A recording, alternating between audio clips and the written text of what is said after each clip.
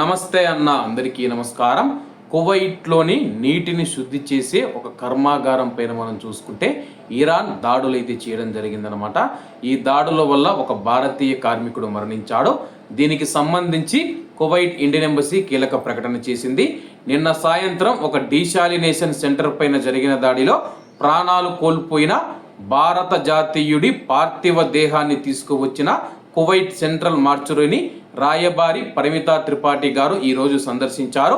ఈ విషయంలో తక్షణ మరియు సున్నితమైన సహకారం అందించినందుకు రాయబారి గారు General Department of Criminal Evidence General Manager అయిన Brigadier General Abdul Rahim Al Awadi గారితో సమావేశం అవడం జరిగింది. రాయబారి కార్యాలయం మరణించిన భారతీయ జాతీయుడి కుటుంబంతో సంప్రదింపులు జరుపుతూ ఉంది.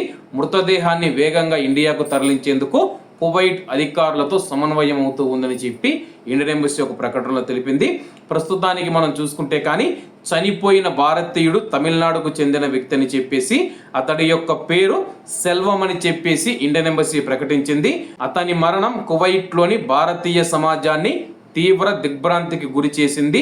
స్నేహితులు, సహోద్యోగులు, శ్రేయోభిలాషుల నుంచి నివాళులు మరియు సంతాప సందేశాలు వెల్లువెత్తుతూ ఉన్నాయి.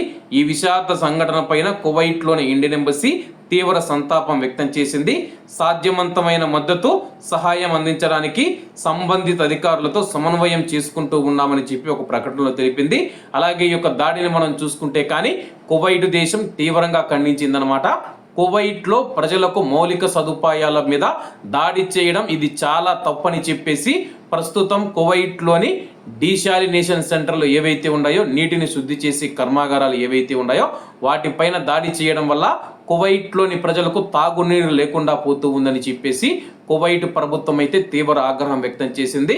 మరి దీనిపైన ఇరాన్ స్పందించాల్సి ఉంటుంది. ఏది ఏమైనా సరే కానీ ఒక భారతీయుడు కువైట్లోని విద్యుత్ మరియు నీటి వ్యవహారాల మంత్రిత్వ శాఖకు సంబంధించిన సర్వీస్ బిల్డింగ్లో ఉండగా ఆ యొక్క బిల్డింగ్ పైన ఇరాన్ దాడులు జరిపితే తమిళనాడుకు చెందిన సెల్వం అనే వ్యక్తి మృతి చెందడం చాలా బాధాకరం. అతని యొక్క ఆత్మకు శాంతి కలగాలని కోరుకుంటూ అందరూ బాగుండాలి, అందులో మనం ఉండాలి. అందరికీ నమస్తే అన్న, జై హింద్.